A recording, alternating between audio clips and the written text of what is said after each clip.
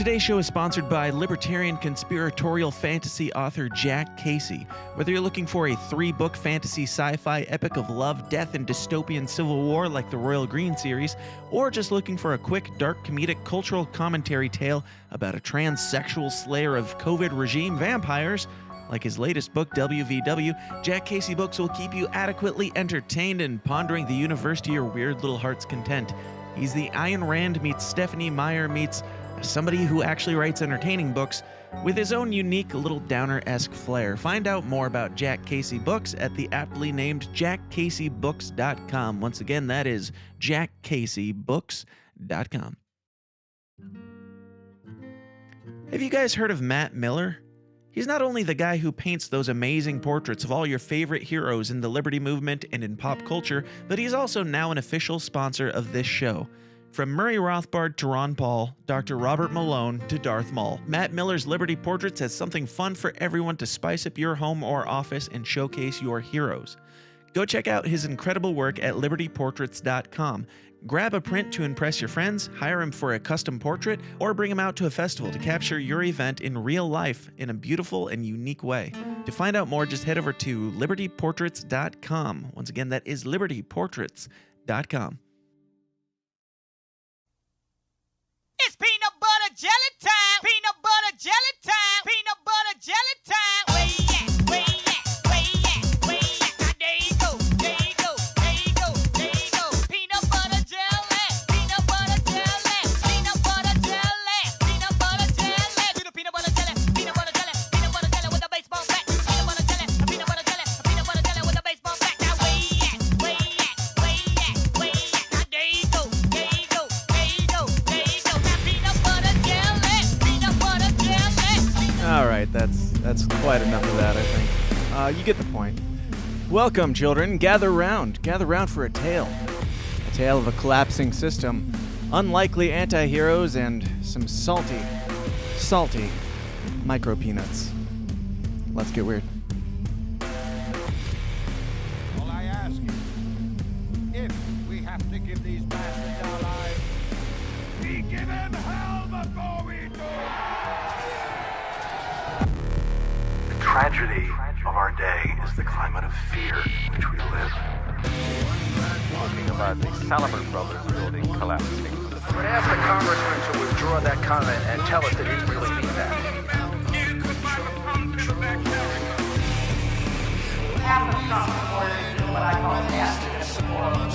I don't know what I said. I did not have sexual relations with that woman.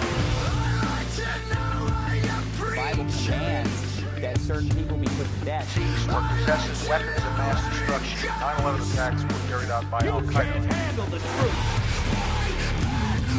I remember that with that smoke. We are still here. We have to say yes to social justice.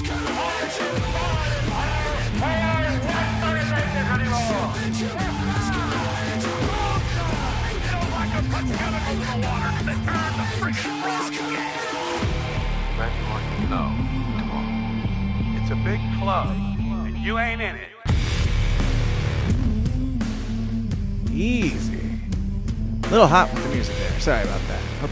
Hope your ears are settled and hope you're settled in. Go out and tell people that this is happening right now, because not only does YouTube hate me and does not let people that subscribe to me find me and shadow ban me and all that fun stuff, but I'm doing this on a completely different day than normal, as you know. Kill the music. That's enough of that.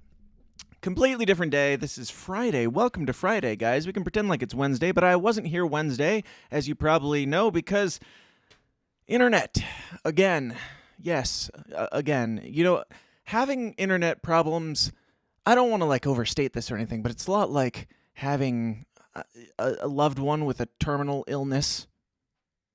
They never know what it is. They just keep going back and trying things, but the things that they're trying are kind of just seem to be the same things over and over again. So on Monday and Tuesday, or Monday was fine for most of the day. It was cutting in and out during the debate with Hody and Clint. So it was slipping a bit there. And yeah, I had trouble that night on Dave Casey's show, but that one seemed to work out just fine for some reason. It was like in and out. It started Monday night for the most part where it was just gone. Like the upload speeds are, I don't know, close to 200 megabytes per second, which is good if you're not nerd enough to understand. The download speeds, the download speeds were really high. The upload speeds were like 2 megabytes per second. So crazy, and it happens way too often to make any sense. And the tech guy so Wednesday, I talked to the company, the ISP company, and they're like, hey, we're going to send somebody out. We know you've been having this trouble for a bit. We're going to send them out tomorrow. And I was like, great, fine, whatever. I'll move the show. We'll do what we have to do. Just make it work. Wake up Wednesday morning, and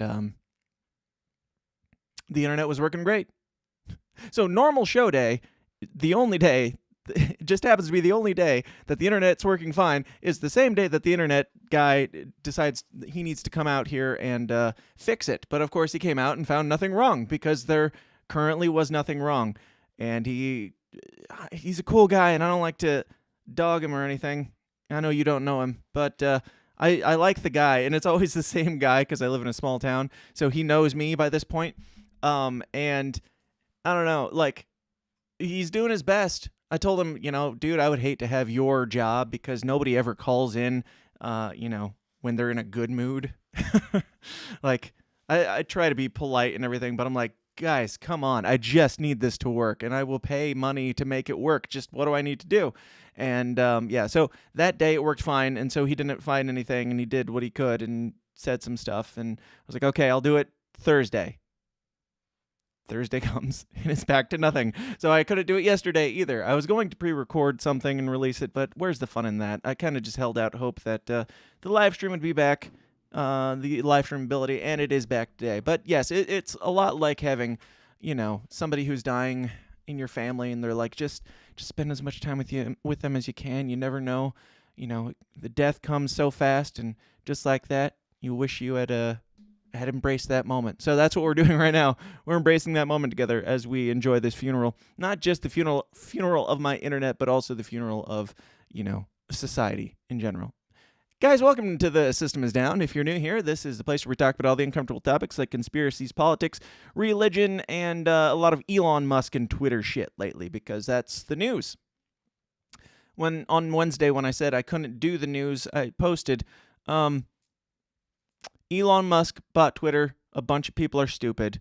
You're pretty much up to speed. Like, I don't know. We've got a ton to cover here, so don't get it twisted. This is going to go way longer than I intend for it to, as you know. But yeah, there's, as far as like actual headlines, it was pretty much this and Johnny Depp. So we're going to talk about both of those and quite a few other things twisted in here and there.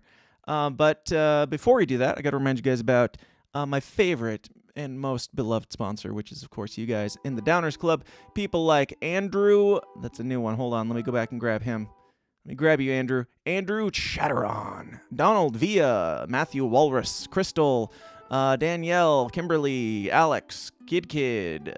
Break the Bell. Gigi. I always say the same ones. Every single freaking time.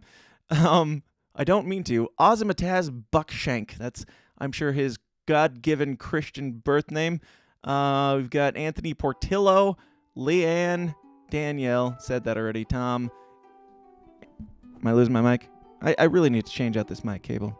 But Cole, Hefflums Woozles, Level 0, Stephen Hartman, Carolina B, Craig DeCosta, Mitchell, Michael, Mankel, Caswell, Nathan Sipes, David Whitemare, Roman, a bunch of others. Go on over to patreon.com/The System Is Down and sign up for the Downers Club for as little as $1 for the after party live streams and $5 for all the stuff, the after party backlog and all the weekly content. That's the best way to do it. Spend the absolute maximum of a really low priced super chat, and you get more weird, more raw, more offensive, more weekly content, including the after party that we will be doing today.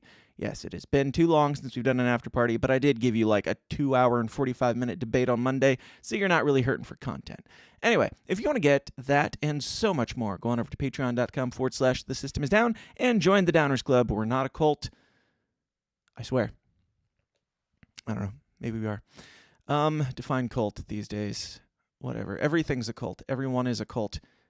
What do we got? People in the chats, are you guys with me? Are you here? Are you sharing this stuff? CD says, I'm glad the TSID I get this week is not limited to that debate Monday. I'm sorry, CD. Did you not like the debate?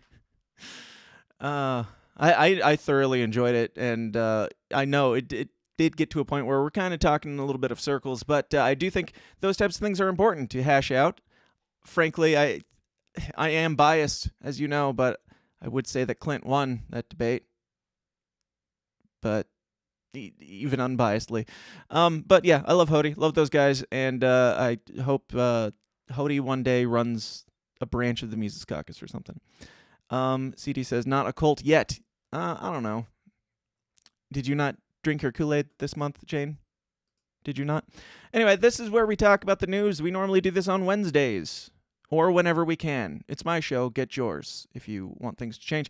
And we have to, of course, open with the good news to set the stage and make you guys all happy and comfortable before we pull it out from under you. And the good news is that race-baiting Joy Reid has been fired from MSNBC show in surprise announcement. Hold for applause.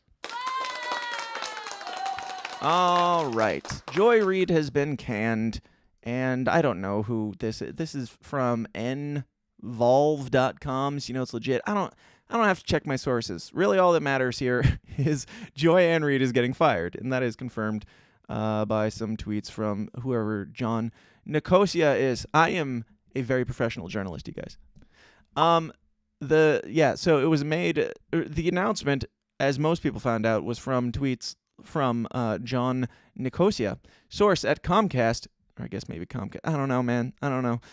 Who cares? Joy Reid will lose her 7 p.m. show in the next round of reshuffling at MSNBC. She does not have a show coming mid-spring. The decision is made. The only thing left is messaging on the move, which will be ratings. So she's getting canned. We don't really know why, it sounds like, and they're probably going to blame ratings, which, of course, and they wouldn't be wrong to do so because her ratings were kind of in the gutter. Like, she wasn't doing well to begin with, and now she's getting fired. So I'm sure it has nothing to do with, you know, her race baiting or like her condemning white people a lot and making everything about race. I'm sure it has nothing to do with that. It has to do with her ratings, which of course have nothing to do with that.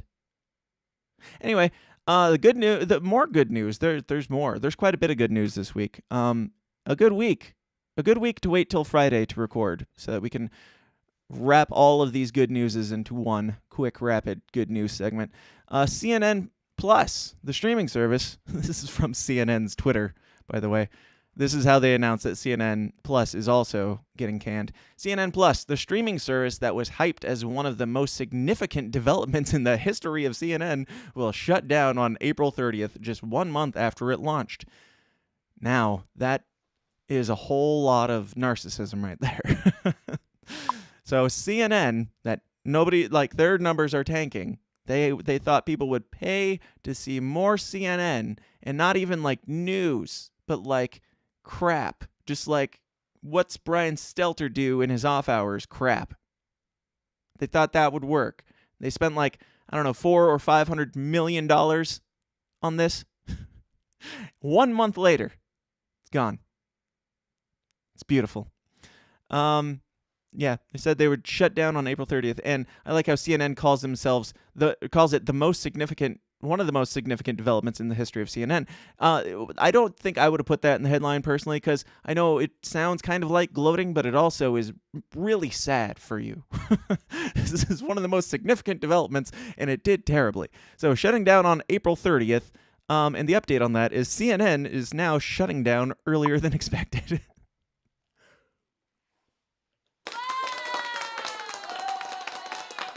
So CNN gave themselves a month to live, and they couldn't even make it that far. CNN Plus, I mean. It makes you ask yourself, did CNN Plus take the vaccine? I mean, they would have had to, right? If they were requiring their employees to, they would have had to. Do we have more good news here? Let's see. James Corden is leaving The Late Late Show in 2023. So that's fun. And why, they don't really say here either. Seems like a lot of people are just, you know, they're getting tired. They're not them, but their companies that they work for are getting tired of something. I don't know. I don't want to say like get woke, go broke, and all that shit. Like I think it's a little overplayed, but I'm failing to see any other through line here, so we're gonna go with that. The elitists, these people, they are garbage. All of them. And you know, when you're pushing for regimes, when you're pushing for the powers that be, the system, the man, if you are in support of that, I'm just like, I'm sad that some people are out of work, but I'm only sad until I start to think about what those people did for a living. And if those people propagandize people for a living, in a negative way, not like I do it, like in the good way. If those people propagandize people for the regime and for the system, I'm going to have a hard time shedding tears and not, celebrating. So, anything else here? Oh yeah, Ellen DeGeneres. She thanks her fans as she finishes up her final episode of the Ellen DeGeneres Show. Oh, it's a sad or happy day. I can't decide which, but she had a bunch of controversy of stuff, her being inappropriate and people being inappropriate and stuff happening, and that was like a year ago, and of course she was allowed to keep her job for another year because, hey, why not? But it's wrapping up, and she's all sad about it. She's been around since before iPhones were a thing, and since before gay marriage was legal, and since... Yeah, okay. Yeah, so you've been around for a while. It's time to go. All right, moving on. So, what else do we have here? Oh, yeah, this. So, this comes from @IrishMirror, so you know it's legit. And they posted a poll that said had this big long thread talking about Ellen gushing over her and all that. Or at least I think they were gushing. I don't really care what side they were on. But they had this poll at the end of it that said, "Will you miss the show?" And I just wanted to share this for the lulz. So we got yes, 18.3%. No, 56.6%. And never watched it, which is essentially the same as no, 25.1%. So there's more people who haven't watched it than will miss it. And there's far more people who definitely won't miss it that have watched it, apparently. So, yeah. Irish Daily Mirror. In May last year, it started announced, blah, blah, blah. She would be finishing all that stuff. Yep. I know that I'm a person of privilege and power, and I realize that with that comes responsibility, and I take responsibility for what happens at my show. She told the viewing. Yeah, okay. She's taking responsibility now. All right. I don't really know the full details. No, I'm not a fan of cancel culture, if that's what you're wondering. I'm not, but hey. It's cool. It's cool sometimes. I'm okay with it. I'm not going to cry for these people, but she's definitely not the underdog. Let's be real here. So, moving on, there was apparently something that happened on Monday that raised a lot of buzz, but it mostly raised buzz leading up to it. It didn't raise so much buzz when it actually happened. It's this whole Donald Trump and Piers Morgan interview. Now, there was a trailer that came out promoting this interview last week or early this week. I don't know. Time has no meaning. Did you notice that Simulation Steve is starting to get it together? If you're new here, Simulation Steve, my personal theory is that we are living in a simulation. This is all a computer program, and we're being controlled by certain, I don't know, aliens or something, somewhere, giants, something outside of our dimension, and they are... they got bored with us, quite frankly. We've come around maybe 2014, 2015. We started getting boring. We started getting all back into racism and race baiting and divisive nonsense topics that are, destroying everything. They got bored with us. And so they were like, you know what? We've got this new guy. His name's Simulation Steve. He works for the simulation. And he's been watching. We'll give him a chance. Take this over, see what happens, and you can cut your teeth on that, and then we'll give you a different dimension later on once you get this figured out. And then Donald Trump got elected in 2016, and everything has been what it has been since then, and it keeps getting crazier and crazier, but he is starting to figure it out. He's starting to really, get his hands in there and get dirty and have some fun with it. And we'll talk about Elon Musk in just a minute. But this happened on Monday, speaking of Donald Trump. Former president in denial. I'll be completely straight with you to your face. I think I'm a very honest man. Much more honest than you, actually. Really? Yeah. It was a free and fair election. You lost. Only a fool would think You that. think I'm a fool? I do now, yeah. With Excuse respect. me. Okay, with respect, The you haven't legislature- produced the hard evidence. Excuse me. The most explosive interview of the I year. don't think you're real. This I is realise just I'm not like very you. dishonest. Let's finish up the interview. Morgan versus Turn the Trump. camera off. Very dishonest. Only on Talk TV. Oh, very dishonest. I love that. It's hilarious. Did anybody watch this? Did anybody watch this at all? And I don't mean the trailer. I mean, this happened on Monday, right? I'm pretty sure it happened this last Monday. Did anybody watch? Like, have you heard anything about this? This was a trailer that came out like 3 or 4 days before, and they're playing it up like it's a WWF Idiocracy match. And apparently Donald Trump stormed off, and we got these explosive trailers for it. Has anybody said anything about how the interview went? Because there's not an easy way to watch it. It's another one of these pay for streaming services, or pay for news streaming services that probably are doing a little bit better than CNN Plus right now. Sky something. I don't know. Who cares? But yeah, just the way they do this is absolutely hilarious, and deserves just about the amount of attention that has been given to it already. But I am genuinely curious. Have you watched it? If you've watched it, leave me a comment, like, share, and subscribe as well, and drop me a line at dan@tsidpod.com. But speaking of Trump, more Trump news. Truth Social is a thing, apparently, and it has its newest member, which is the man himself, Donald J. Trump, has officially joined Truth Social. Now, that's not really the news, obviously. I'm baffled as to why it took Trump, like, weeks to join his own platform. Seems a little odd. Seems like he would be there to greet people and welcome them in right off the bat.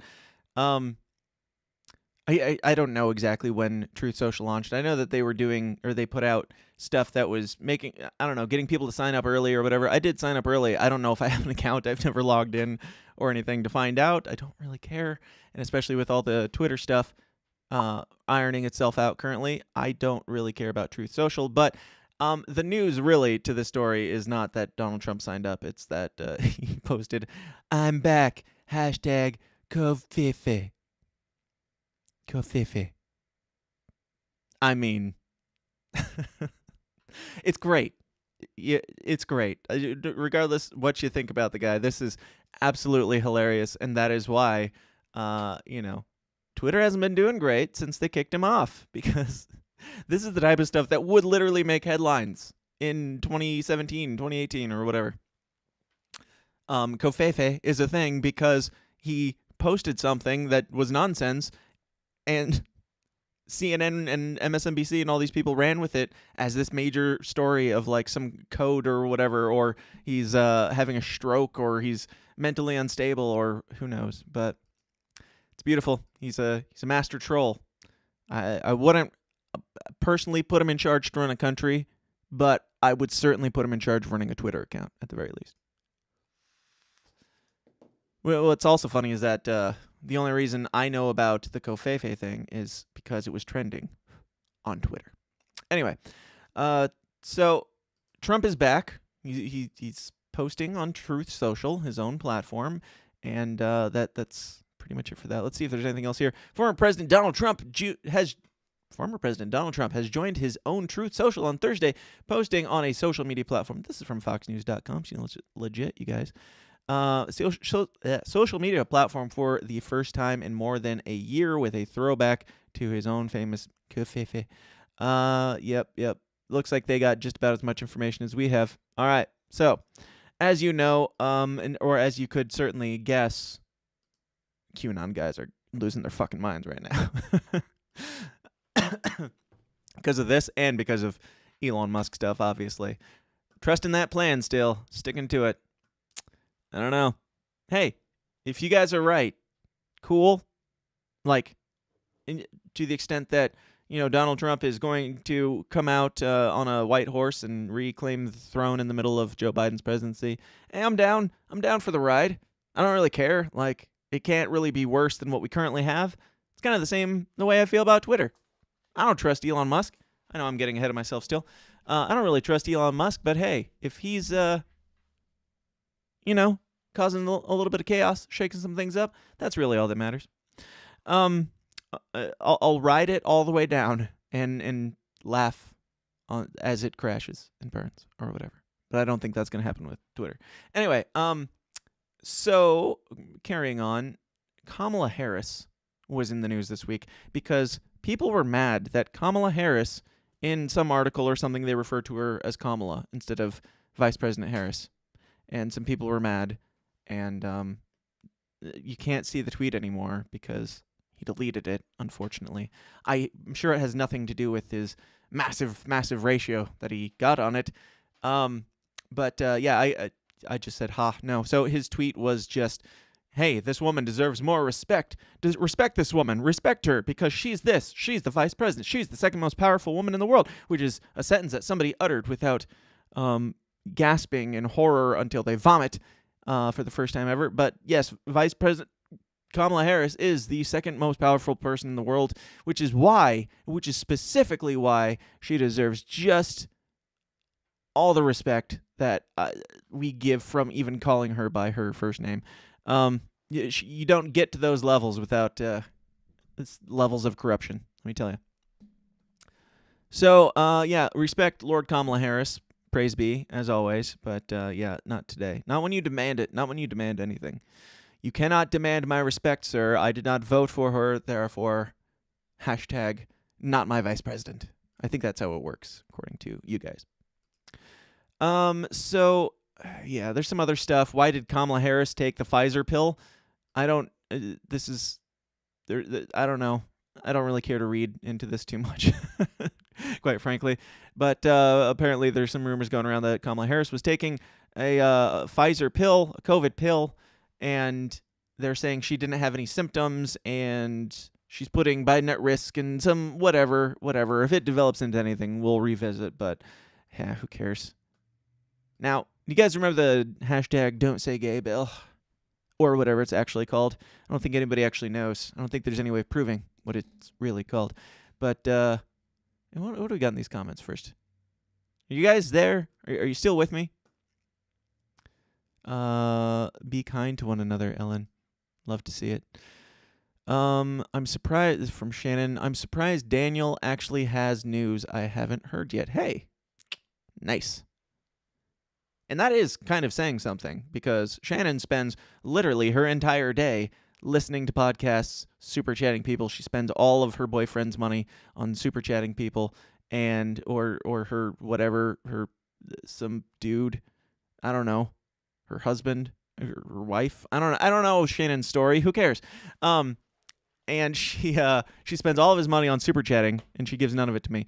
I think it's selfish. I think it's rude, and I think it's gay. But speaking of gay, you can't say gay in Florida, and Disney is very upset about it. But they're less upset, I've noticed, about other countries like China. The Don't Say Gay China and all that. What was I saying about Sharon? Oh, she. Oh no, my mouse battery's dying. If it's not one thing, it's another. But she watches everybody's shows constantly and comments nonstop. So if I am coming up with something that she hasn't heard, then it's it's important. Now, Saudi Arabia has asked Disney to cut an LGBTQ scene from Doctor Strange 2 before it can be screened in the Middle Eastern country. And there is an update to this as well. I just think it's worth pointing out. Disney did say no, they're not going to cut out the 12-second scene of some gay kiss or something. And fine, more power to them, but I have a theory. I can't confirm this theory, but my theory is that they have no choice. at this point. Disney has backed themselves into a corner. They have done this in the past. They have cut out gay scenes for China and probably Saudi Arabia as well, and other countries that are less, I guess, gay affirming than we are. Yes, there are countries amazingly less gay affirming than a country like ours that has LGBTQ month day and every solstice. The gay Skittles. You think those are hot sellers over in Saudi Arabia? I don't know. But yeah, Disney, they are not canceling, or they are not cutting out this one. So time will tell if Saudi Arabia will still take their gay film. I don't care. This is so stupid. I just find it hilarious that they have to kind of backpedal things that they've done in the past. They have to now be like, no, we're standing strong. We're standing firm. Like, I remember back when I was a kid, like the conservative Christians and all that had, there were people boycotting Disney because Disney supported gay marriage. So Disney's been involved in the gay political scene and been using it for their advantage for a very long time. And I suspect that it's mostly, to turn a profit because they're Disney and that's kind of what they're all about. But yeah, when it's convenient for them, they'll stick it in there. But you notice that they never, not that I need like a gay makeout scene or anything like that, but they'll sneak it in just enough to make the headlines in like, what's it called? That one Pixar fantasy movie, Onward or Upward or Forward or Gayward or something. They put a scene in there and then they took it out for China, I believe. And same with, like, I think they did it with Star Wars, the last one, if you even can call it Star Wars. But that and this, and I'm sure there's others. But so they use it to their advantage when they can, get headlines in the United States that they are doing this great, super progressive thing. But when there's a customer that's like, we stone gays and push them off buildings, and we would prefer to not have a gay scene in this movie, they're typically like, all right, cool. We're down. I mean, let's not even get started on, like, Mulan remake, where they, thanked the owners of concentration camps for Uyghur Muslims in China for helping them out with their film. So Disney, the arbiters of, the bastions of goodwill and forward thinking, always have been, always will be. All right, I think my mouse is back. Sorry for that ramble. I had to fill time while I charge this mouse because Mac is dumb. So speaking of stupid things, I don't know. Speaking of controversy, I guess. I don't know. What do you guys think of Marjorie Taylor Greene? She's had some controversy, obviously. A lot of her controversy is from being too based in the past. Like, anybody that they're like slandering as, oh, she's a crazy conspiracy theorist, I'm like, all right, let's see what this lady has to say. And then she goes on Timcast for like 2 hours, and I disagreed with very little that she had to say on there. So I don't know how I feel about her, but I trust her more than most, and she almost just seems like a normal person who sometimes says some stupid things like normal people do. But there's some things going around about her. She's on trial right now, I believe, having to do with the January 6th stuff. And this video clip has been circulating from Jim Acosta, whose name just, like, when you have Acosta in your name, maybe you shouldn't, like, have the job of, like, on-the-street journalist who's chasing people down to shove cameras in their face. Just a thought. But Marjorie Taylor Greene apparently texted something about what's it called martial law, and here's how she was getting blasted all over the internet about it. And let me preface by saying I think Marjorie Taylor Greene seems really sus in her response to this, but we'll talk more about it after. So here, I seem to recall a whole lot. Well, what's going on there? Jim, you have a show, and in all fairness, you try to present this image of me to your viewers, and it's just really not correct. Well, we're just trying to get some answers. Did you send a text asking for the president to declare martial law? Did you do that? I don't recall those being my text messages, but have you read the text message that is that you're referring to? I did. Because it I saw actually it was, says if you... It was misspelled, but it seemed to say actually, that you're it calling says for martial if law. you read it correctly, Jim, your problem is you're lying again right now. It says, I do not know on those things. That's what that text message actually says. Well, let me No, ask why you don't this. you be honest? Why even bring it up? Why don't Why you be even bring honest? up martial No, law? you know, your problem is you're just another one of those liars on television. And people hate it. They can't stand the liars on television. I'm not the one saying I don't recall, I don't recall, I don't Quote recall. the supposed text message. Quote it. What does it say? I don't know on those things. If you want to hang on, let's read it out loud. Let's read it. I hate when the people that I, think are cool on some things are put under some pressure like this, and they just kind of break down. Like, this is not the own that, I don't know, this just feels like dudes on Twitter who are shrieking about, hey, fuck you, and you're a Fed, and this and that. That's what Marjorie Taylor Greene feels like in this clip. So I'll save most of my thoughts for after, but this is just weird behavior and very shady. So it's not a good look. It doesn't prove anything of guilt or innocence, but here goes. Okay, why don't you be honest for once? Let's take a look. Read it out loud. Let's take a look. I mean, my question is read it out loud. even... What does it actually say? Okay. What is the text message? Read the whole thing. Let's look at it. Okay. Yeah, let's read it. But you're saying you don't recall it. I don't know if that's my text message or not, but if you want to talk about a text message, read the text message. Do something Let's take real. a look. Let's take a look. Okay, read the exact text message that you're talking about. I'll read it. Oh, Lord. Let's take a look here. This is way longer than I remembered. Oh, we got an article. Why don't you find the actual text message?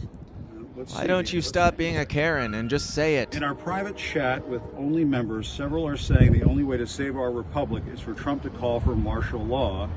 Martial was not spelled. Keep going with the text message. I don't know on those things. Wait, I just wanted you to tell him. I don't.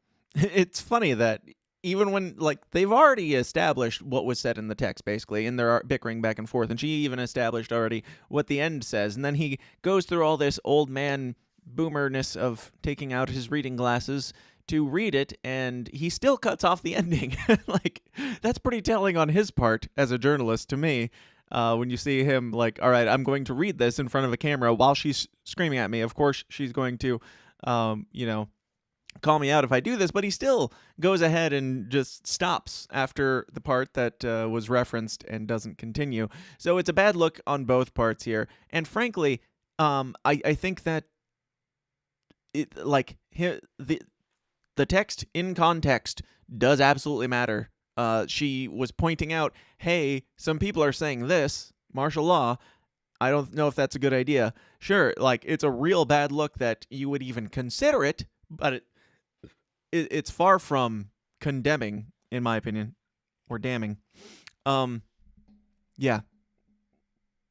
That if you thought that the country was being overrun and the election was being, I don't know, stolen or something like that, there would possibly be conversations about that, or if people were burning things down, or what have you, or January 6th. If we found out that this text was about her saying martial law to shut down January 6th, would Jim Acosta be just as upset about it? I don't really understand these people. There was nothing in that text. She said, it sounds more like a warning to me that, hey, some people are talking about this. I don't think that's a good idea, or I don't know if that's a good idea. She seems to be against it, or at least hesitant. But I don't know. Like C.D. McRae says, Polish Karen says in the chats, she's cool, I guess. I mean, she's a politician, so as cool as a baby eater can be. Exactly. So that's enough time spent on that lady. And I don't know. It's like Rand Paul. I love the guy and hate him at the same time. It's like you're there and you're doing some good stuff, but you're just not doing it. The thing, your father, your own father, for fuck's sake. Anyway, moving on. We got to get into some Elon Muskness, some super Musk. And we've got a lot of it. So, and I mean, you guys know the Elon Musk story for the most part. We're going to share some laughs about it the whole way through. But the thing, like Elon Musk's all about technology. He's all about, I don't know, things like cybersecurity and things like penetration testing. Today's episode is sponsored by Astero's cybersecurity services. These days, organizations of all sizes are targets for cyber criminals, disgruntled employees, or even nation-state attackers. Astero's performs cybersecurity services providing expert guidance to help organizations defend against threats and protect their data.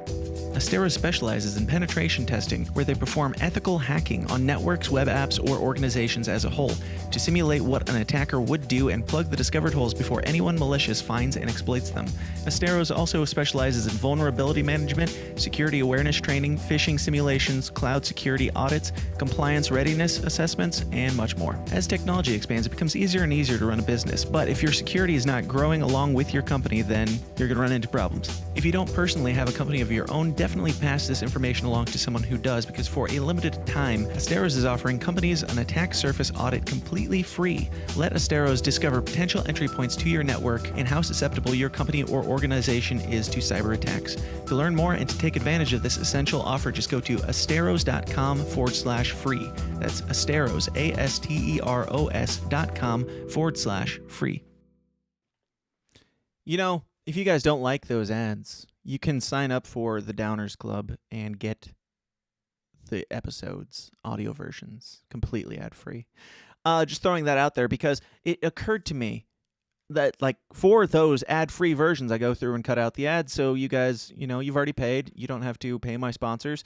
My sponsors are also in the Downers Club, so they get it, and they probably listen to the ad-free versions too. But, it occurred to me that with setups like penetration testing, speaking of penetration testing, it really depends on what I actually jump to after the ad that will be smashed together. It's really important what I say after that.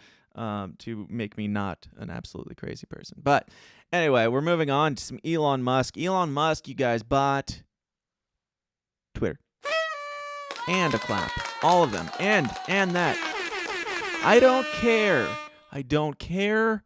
I don't care, you guys. Don't care about your skepticism. Elon Musk bought Twitter. And I, for one, am chaotic neutral. I'm here for the ride. I'm here for... I'm not hero worship. I'm not that guy. But I love a good troll. I love a good troll. And I love something that shakes the system up. I don't know if you could have guessed that from the name of my show. The system is down. When somebody that I don't trust comes in and shakes things up, I'm still going to kind of enjoy watching it getting shaken up. And it seems like he's doing so quite well.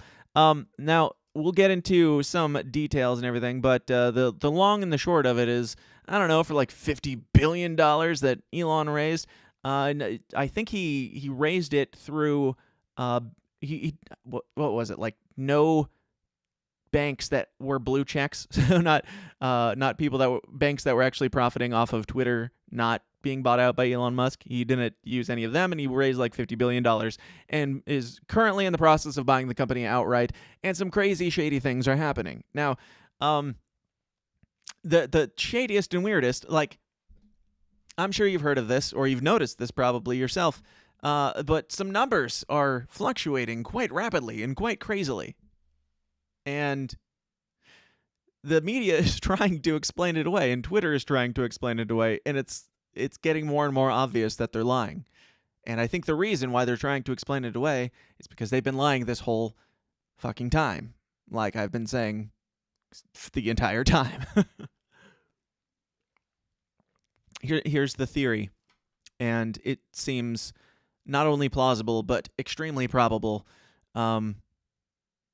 Twitter is getting bought out, and Twitter has been doing the things that we have been saying that they've been doing for the last 5 to 6, maybe 10 years of squashing numbers and boosting numbers, which is very important in, shareholders, what they're signing up for, what they actually got.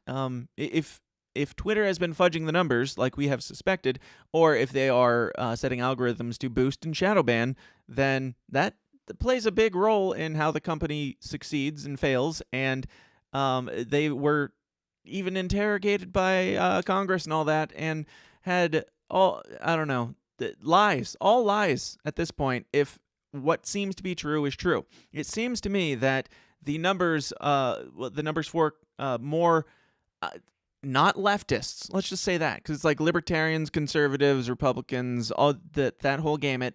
Anybody who's not Cathedral,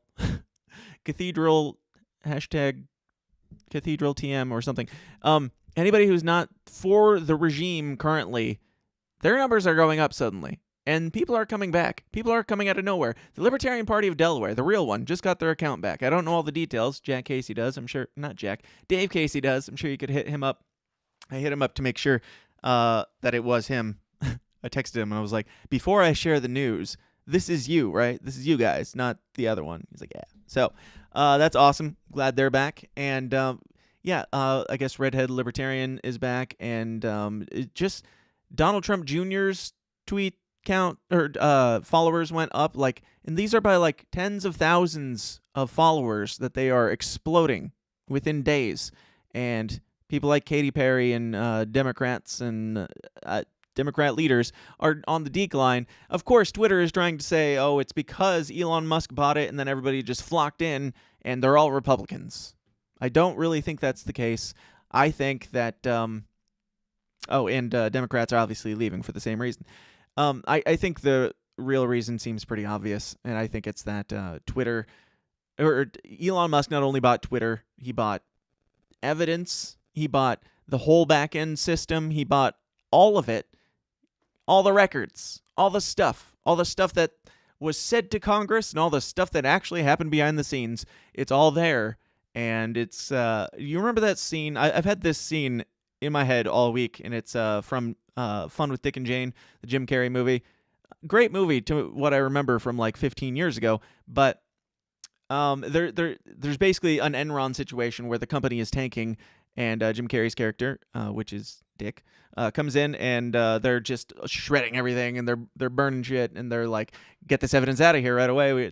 This is going under. That's what I've had in the back of my mind this entire time. I bet that's what the Twitter headquarters looks like. And some of that fire has been blazing out the windows because we've gotten a whole bunch of Twitter employees that are just screeching on Twitter. They're screeching about Twitter on Twitter. They're screeching about their employer, Twitter, that is now owned by their new employer, Elon Musk, and they're mad at him. Just quit. It's not going to work out for you. You're not going to have a good time here if you hate the platform that you work for and its owner. That Elon Musk isn't known to be, I don't know, like the most forgiving guy when it comes to employment. He seems to have higher standards than what I would imagine Twitter already had for their employees. But lots of things going on, and there is cause for concern. I have my own concerns, which we will talk about along the way down this road, but I have my own concerns with Elon Musk, but other people had completely different and almost absurd concerns about Elon Musk buying Twitter. Here's this from MSNBC. Of Twitter or Facebook, or if you own all of Twitter or Facebook or what have you, you don't have to explain yourself. You don't even have to be transparent. You could secretly ban one party's candidate or all of its candidates, all of its nominees, or you could just secretly turn down the reach of their stuff and turn up the reach of something else, and the rest of us might not even find out about it till after the election. Elon Musk says this is all to help people because he is just a free speech, philosophically clear, open-minded helper. You own all... Oh, my God. Simulation Steve, I just want to give a big thank you for this one. I really do appreciate it. This is just beautiful. Just beautiful. Like, what is there even to say? This has been happening. Yes, we know this happens. We know this is a possibility. This is not a new development. We've been saying this for years. Yes, they can turn up and down the knobs. I'm guessing these aren't actual knobs, but I don't imagine this guy knows any more than I do about how things work behind the scenes of Twitter. But is he stupid? Is he really that stupid? Is he really in that much of an echo chamber in a bubble that he doesn't know? Do you really not know, bro? that all my friends were getting kicked off of Twitter, and now they're on there posting some wildly offensive things. Yeah. So his concern is that you could potentially ban somebody's candidates for certain parties. What about like their presidents? Because that happened. I don't know if you guys remember, and plenty of candidates too. The last I knew, like the Taliban, they can have a Twitter account, but Donald Trump can't. I don't like Donald Trump. I do like him on Twitter, though. Again, I think the thing that he is most qualified to handle in life is a Twitter account. So please bring him back. But man, just the level of absurdity. Is this guy stupid or is he lying? It has to be one or the other, and I suspect that it is both. Who do we got? Who do we got in the chats? LDG, hey all. Hey. That's right. CD McGray says, nope. Oh, nope. Not right now. We're not talking about numbers right now. I heard this person, he was out of his league talking about online platforms. You talking about me? Yes. Yes, I am out of my league talking about online platforms. If you came here for expert anything on anything, you're new, and I welcome you, but that's not what we're here for. Moving on, we have to talk about more of that. I'm going to keep saying moving on, thinking that we're going on to something else, but it's a whole lot of Elon Musk. This happened, and I'm sure it's old news by now, but this was just glorious. Donald Trump, Elon Musk, other famous Twitter troll, Elon Musk, and owner of Twitter, posted. This was before the buyout and all that. He posted this picture of Bill Gates being fat and the pregnant man emoji, and said, "In case you need to lose a boner fast." And you know, for all my distrust for Elon Musk, can you argue with this? Are you not entertained? Are you not? I for one find it absolutely amazing. Chaotic neutral, as you know. And shortly after that, he did say, moving on. And people assumed, including myself, and I did post about it, he said, moving on. We all thought he's talking about Twitter. He's done with this thing. This was a sham from the get-go. And it might still be a sham, I think personally. But moving on, he said, moving on. And I was like, all right. Well, this is some sort of trust the plan bullshit right here. I still think it might be, but we'll get to that. He said, moving on. And then he goes on to say, in another tweet that makes me look foolish, from making fun of Gates for shorting Tesla while claiming to support climate change action. Okay. So, trolling everybody. Gotta love it. And I do. I really, really do. LDG says, no, not you, that news guy. Oh, good. Good. Daniel always thinks we're talking about him. You are! Every time you're here. Anyway, what else do we got on the Musk? Oh, I had it. I guess I was wrong. It was $44 billion. And people are acting like this is scary and dangerous. People are acting like this is going to be bad for free speech. And I think that I have a lot of different views. My base level, like my most, or maybe most surface level, my just tip of the iceberg level is, yay, Elon Musk spent $44 billion to buy out Twitter and make it into something cool. Now, but beneath that, there's the whole, I don't trust Tesla, and the climate activists. I don't trust them and their agenda. I don't trust NASA, even if they do call it SpaceX. And I don't trust people who are billionaires who get government subsidies on things like this. And I don't trust people who warn you of artificial intelligence and then create brain chips and Neuralink and things. I don't trust it. I don't like who is this guy? I guess let's start there. Who the hell is this guy? And why is he so fucking entertaining? So when I speak fondly of the man, just know I still have all this in the back of my head of I don't trust him as far as I can throw him. However, I would love to see where this goes. I'm like, what is the alternative? We just stick with bad old Twitter? And what is the worst outcome? Sure, he might be able to sway an election, but we were already getting that anyway. How about get the chaotic guy in there? He's not going to sway us toward Biden 2.0, I would imagine. He has said some libertarian things in the past, so I do have hope that there is some hope there, but that's about the extent of it. So, yeah, the people are screaming and screeching and saying that it's bad for free speech somehow. I still have yet to figure that one out. Brian Stelter said, hey, nobody wants to go to a party, or most people don't want to go to a party where there's no rules, which I find hilarious and telling about who Brian Stelter is in his personal life. And, yeah.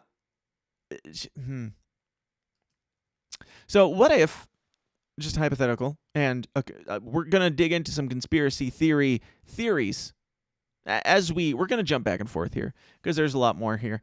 But what if, actually, no, I'm going to say that because I do have an article that links to it later on, and I'm getting off my notes and off my meds, so bear with me.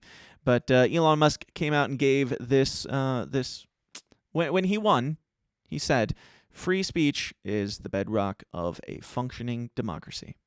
And Twitter is the digital town square where matters vital to the future. Sorry, I can't read. Where matters vital to the future of humanity are debated, said Mr. Musk. I also want to make Twitter better than ever by enhancing the product with new features, making the algorithms open source and source to increase trust, defeating the spam bots, and authenticating all humans. Twitter has tremendous potential. I look forward to working with the company and the community of users to unlock it. So, lots of good things there. Lots of interesting wording choices there. Authenticating all humans was the first thing that stuck out to me because I understand what you're saying, but to say it in that way makes you sound like the robot that I suspect that you might be, the autistic robot that you might be. I'm going to authenticate all human beings in human ways. Free speech is the bedrock. Yes, that's good. Yes, I like the free speech thing, but making the algorithms open source, yes, that's good. Increasing trust, yes, that's good. Defeating spam bots. Now, define spam bots. I mean, I don't like spam bots, but I am curious where the line is between human and spam bot these days. This morning I argued with a peanut for a solid 2 hours, and a lot of it was posting the same picture over and over again. We'll talk about that more too in a minute. What do you mean by spam bots? How many of the same picture can I post before becoming a spam bot myself? That's my only concern there. Otherwise, yeah, have at it. And I've been known to spam bot a few things like Dave Smith and Hail Meta and stuff. This podcast. Yeah, Twitter has tremendous potential. Yes, and I think that is why they are so scared of this man having the keys to it, or them not having the keys to it, or them not having access to influence it, because they understand that the value of Twitter is more than money. They understand that the value of Twitter is getting Joe Biden elected. It's getting Democrats elected. Is swaying the conversation. We know. Like, we don't know, but we do know the algorithms are dictating to us what is truth and what is not. And now we have the Ministry of Truth coming out now. Again, getting ahead of myself. Anyway, here's this. That was his statement. Defeating the spam bots, tremendous potential. I look forward to working with the company and unlock its treasures. Cool. And he's right. It is the town square. And now the town square is privatized, which is, on the surface level, a libertarian's wet dream. But I posted this in response to all this stuff going on. This was a meme that I made. It has Angela McArdle, Elon Musk, and Michael Malice looking like the Harry Potter folks. The kids. Harry Potter, Ron Weasley, and Hermione Granger, I believe is what the nerds call them. It says, once every 1,000 years, the stars align, and Angela McArdle gives Michael Malice the keys to LP Twitter right after Elon Musk buys Twitter.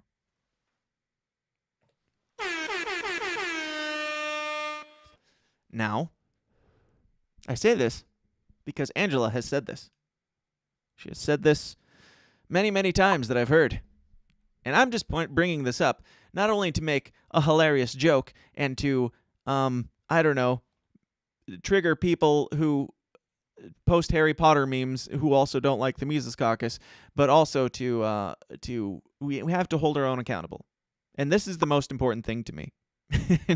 in this whole idea of a Reno reset, yes, give Michael Malice the keys. We hold you to it, Angela. We will hold you accountable. Please,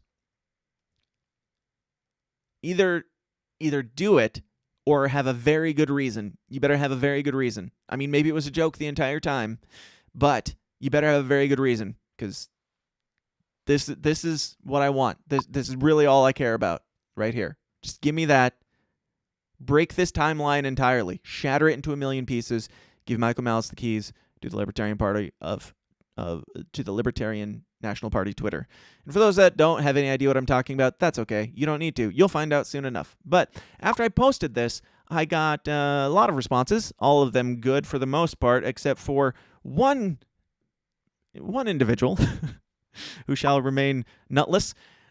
He came in this, so I posted this yesterday morning, and this guy comments on it today, and the comment is gone. I swear the comment is gone. I did not delete it. If I could prove to you that I did not delete it, I'm pretty sure he deleted it, but I don't think it's here anymore. These are not the right comments. I don't know. I'm a boomer. I don't know how this works, but I couldn't find the actual comment that he posted initially this morning. So I woke up to this comment that said something like I'm paraphrasing, because this guy will get very upset if I misquote him or anything like that. But he said something to the effect of, why are you guys praising Elon Musk? Why, this is basically some QAnon bullshit here. You're trusting a guy that you don't know and shouldn't be putting your faith in. I do think Angela and Michael are cool, but I don't trust Elon. Basically, to summarize what he said, that was his point. And to that, in real life, here, I will say, my response to that is, I agree. Calm down, Mr. Nut. And so my response to him on his comment was actually an attack, as we're going to find out. But it was, I agree. Calm down, Mr. Nut.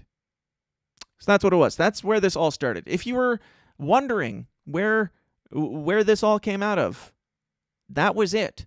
That's where it started. Craig, my brother, Break the Bell Pod, shout out, he called me and he was like, what the hell is going on? Because this went on for way longer than it should or warranted or what have you, of this nut melting down. And I basically said, what you know is literally what I know. It's all there. The entirety of the conversation, the entirety of the interaction outside of the initial post that he's trying to bring back up, it's all there. And we're going to get into some of that because, hey, this show is, it's kind of about me. This is my show, and I'll do what I want.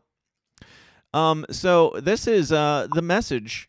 He shared it first, okay? So right after I said, hey, calm down, bro, he called me a fed or something and then slid into my DMs, as nuts tend to do, and he said, this is it. You can see here, there's nothing before this. This was at 6:57 a.m. this morning. He said, so, Mr. Fed, why would you tell me to calm down?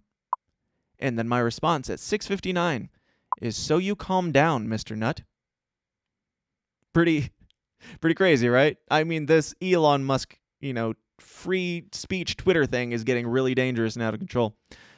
He responded, fuck you, Fed, which of course I put a heart emoji on. And then he said, by the way, about to screenshot this and share it.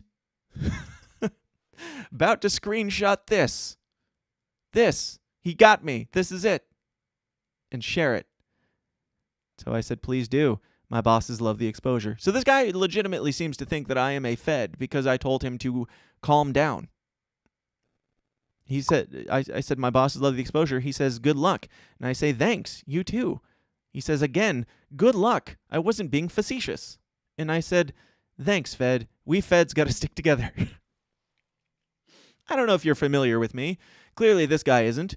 But I don't take much very personally, and I've got a little bit of a dry sense of humor, I think, that boomers don't seem to be able to wrap their tiny peanut brains around. I don't, and this guy was also, obviously, he came to the match with peanuts. Literal peanuts. Micro peanuts, let's say. So, here's some of the thread. We're not going to spend all that much time on this because it doesn't deserve any of the time I've already spent on it, but it is fucking hilarious. It has nothing to do with Elon Musk buying Twitter, but I'm going to pretend like because Elon Musk bought Twitter and unleashed the hounds or opened the cage to the zoo or opened the asylum doors, this is why the crazy nut jobs are coming out in full nut supply. Maybe we should play this to get you ready for what you're about to witness. It's peanut butter jelly time. Peanut butter jelly time. Peanut butter jelly time. Where you at? Where you at? Where you at? Where you at? Nope, not that one either. Okay, I'm getting my shit together. Now that we're all in the mode for nonsense, let's go there. So this was his first post, like publicly or like outside of the initial comment. He posted, "Fed fucked around, about to find out I don't keep shit secret." And let's see what that means, what he's talking about. So what he came in, he screenshotted our conversation, and he shares exactly that, which is everything that I just said and nothing more. It was before I posted the last couple things, but you can clearly see he posted the first chat comment here, and he's sharing this as an own to show that he owned a Fed. About to find out I don't keep shit secret. Yeah, okay. You kind of led with that. And we went back and forth a lot. I don't know how deeply we need to go into this, but we went back and forth, and it got to the point where I was just sharing a screen grab of one of the comments that he said because it was just like beautiful, just poetry. Oh, I guess we'll continue the story a little bit. He said, "Why did you DM me then?" Unprompted. And that's in response to me saying, oh, he said, "Fuck around, find out," or yeah, whatever. And I said, "I've been exposed by a nut. Elon and Soros never warned me that it would be this contentious." Nervous face. He says, "Why did you DM me then?" Unprompted? I never DM'd you. I never talked to you. Which the Twitter DMs show. So are you saving face now? Like, straight out the gate. Straight out the gate with crazy, and then that didn't happen. That thing that just happened, that I just shared, is not true.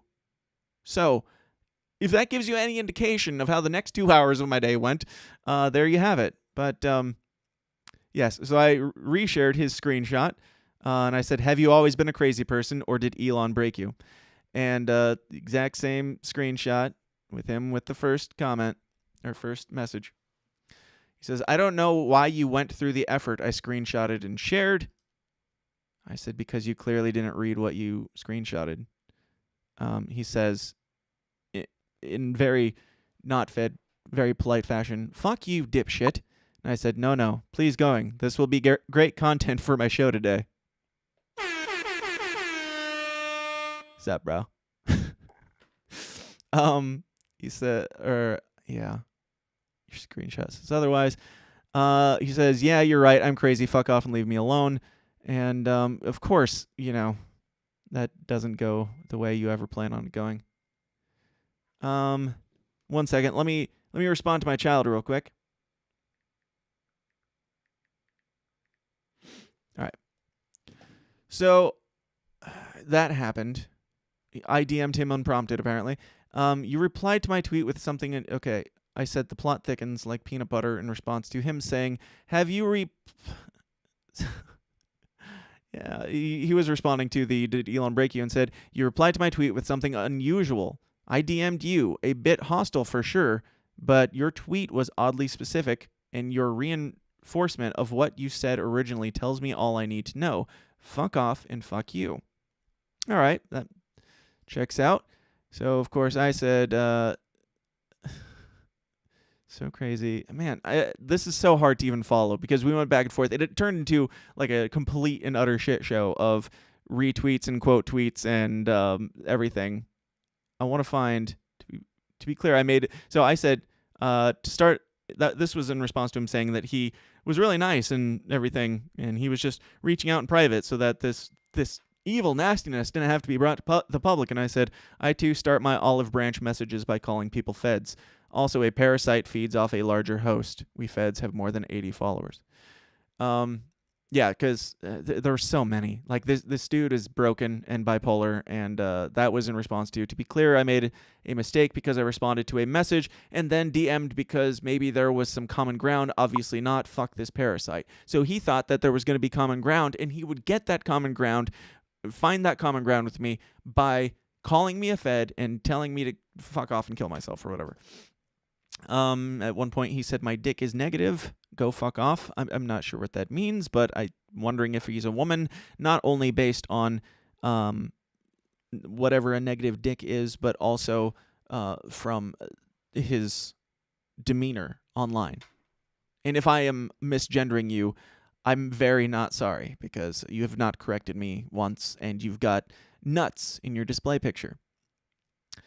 So what else do we have here? LOL, I'm still posting more on. This goes on mostly on his page and in comments, so we don't need to go there too deep. Fed says, congrats, I may never post. Oh, this was my favorite one. This was the poetry. Congrats, I may never post again in the name of freedom. You may have actually stopped someone willing to go to jail for freedom. Congrats, I'll never trifle on you again, fuck ass. Just beautiful. I love it so much. And that was in response to okay, we'll read a little bit here. I had said that he must have gotten all tuckered out because he stopped responding for a bit. He said, LOL, I'm still posting moron. And I said, oh, thank God. My life was getting too overwhelming and interesting, or too overwhelming with interesting things. And he said, you attacked me, and you know it. Like, is this dude... So at this point, I'm like, is this Adam Kokesh? Did I get Kokesh? Is Adam Kokesh, does he have like a new online series where he goes on drug-fueled Twitter rages and attacks people and then immediately claims that he's being attacked, and now he's doing it under sock accounts because he doesn't want to tarnish his very, very well-preserved name? Is this Adam Kokesh? And then later on, I thought, maybe this is Adam Nutter. These are some unhinged, unstable people, I think. He said, you attacked me and you know it. And I said, I put the quotes. I agree with you. Calm down, Mr. Nut. That was the attack. He says, this is so out of context, you fucking moron. And I said, yeah, except no, it's not. And then he says, congrats, I may never post again in the name of freedom. You may have actually stopped someone willing to go to jail for freedom. So even that, like that's Kokesh, right? Because that's kind of Kokesh's thing. But yeah, I said, I don't know how I envisioned my morning going, but this definitely wasn't it. I said that just as an aside and put a peanut at the end. I said, would it be weird if I framed this? And I still might frame this. I currently have it as my top banner on my Twitter because that's how much I enjoyed it and appreciated it. If I can stop one psycho, one complete and utter buffoonish psychopath from spreading the message of liberty, that might be a win. I mean, think about it. What good are you? What good is it for you to be spreading the message of liberty if this is how you behave yourself online? How many people have you converted to liberty with your formerly 82, but now 84 followers, and at least one notification turned on from me? Because I got to know where your brain is, man. I got to follow you around as the Fed that I am. But yeah, I'm thinking about framing this, because if I can stop this guy from spreading the message of liberty. Yeah, I know that's some Fed talk right there. But go read it. Go read it for yourself. I want him to be a libertarian, and I want him to shut his mouth, go do his own thing, or talk to his friends or whatever. Just don't be on Twitter. That's all I ask. Spread the message of liberty some way else, Boomer. Like, this is not it. This is not it for you. You don't understand how this game works. So he posted, he won, guys. I'm a self-indulgent retard. Stop following me. I'm just too fucking stupid. And I quote tweeted that with hashtag growth. I'm telling you guys, go follow me on Twitter. It's a lot of fun. As I always say, if you're not enjoying Twitter, you're definitely not doing it right. Because just because people are crazy and awful doesn't mean that makes it worse. Sometimes it makes it better. So here's where I screenshotted, and I said, I think I broke it because I screenshotted. He had quote tweeted himself at one point. I'm not sure if this is a parody account or if, there's a part of me that wants to believe that it is for the sake of humanity. But he seems very, very earnest in his time. He had originally posted, in response to something, no, you've responded enough to create a self-indulgent psychosis, you fucking moron, which is publicly available. Yes, it is. Yes, it is available that somebody is self-indulgent psychopath. It's partially me. Just because it's you doesn't mean it's not me. I'm not saying that. But he says, he quote tweets himself on that and says, he won, guys. I'm a self-indulgent retard. Stop following me. I'm just too fucking stupid. So, does this tell you enough about what we're dealing with here? The future messenger of liberty that was going to get arrested for spreading the message of liberty, not because he's a crazy person. Yes, you'll probably get arrested while spreading the message of liberty, quote unquote, but you weren't arrested for spreading the message. You were arrested probably because you had your dick out or something. I don't know. Yeah, I said, wait, did I just get co-cached? And, I said, careful, the feds are following you. And I posted a screenshot of me following him with the notifications turned on. And he said, yeah, I'm definitely a fed, LOL. And my response to that, of course, is the truth comes out. He says, unfollow me. I'm not a fed. But apparently I pissed some of them off. And I said, the story keeps changing. I don't know what to believe anymore. He says, why do you keep posting the same image? Why not just QT? Or do you need an image? How sad is your life? And I said, it's getting sadder by the minute. So at this point is when I switched from, I was just quote tweeting the same response that the beautiful poetry one, which it shall be henceforth referred to as the beautiful poetry one. I kept quote tweeting that, but then I got to the point where I was like, if he deletes that tweet, all of these responses are gone, and then I will have wasted all this time. So I switched over to screenshots instead. Screenshots are forever, my friend. He said, story hasn't changed, retard, but I guess in your stupid mind, you would think a fed would post and tell people to unfollow. Okay. He says, come talk to me to my door, fed boy. And I said, I don't talk to doors, only nuts. So that was my morning. Lots of fun. Oh, and I posted this. A picture tells a story. I posted yesterday. I'm starting to think boomers don't get my humor. That was posted yesterday, and then all this happens today. So I just had this stream of peanut rage, and then right in the middle of that, somebody had liked, I'm starting to think boomers don't get my humor. So, of course, I posted that and said a picture tells the story. Oh, boy. And he, of course, said, you're right. I'm the biggest boomer ever. I said, the truth comes out. And then eventually he kind of teetered out and tuckered himself out. And I said, so what else is going on? And that's about where I am right now because, wow, good golly, Miss Molly, that was a long amount of my day spent on that. But, hey, if you were wondering, I'm not, officially diagnosed autistic. I don't think, unless that counts. Or unless Dave Smith counts, or unless Hail Meta counts. I don't know. Whatever. But I'm cool with it, and I'll own it if I am. Or even if I'm not, I'll own it. Because life's a lot more fun when you're politely trolling people. And I'm serious.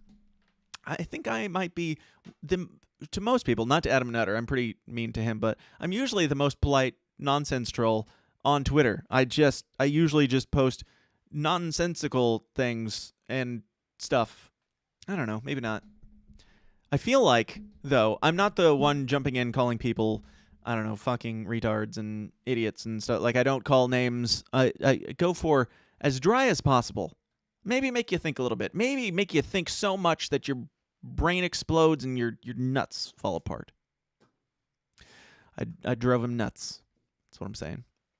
So, and if you needed any more evidence of the kind of guy I am, and the kind of guy I especially am on Twitter, look no further than to the cowardly Dave Smith on Reed Coverdale's show last night.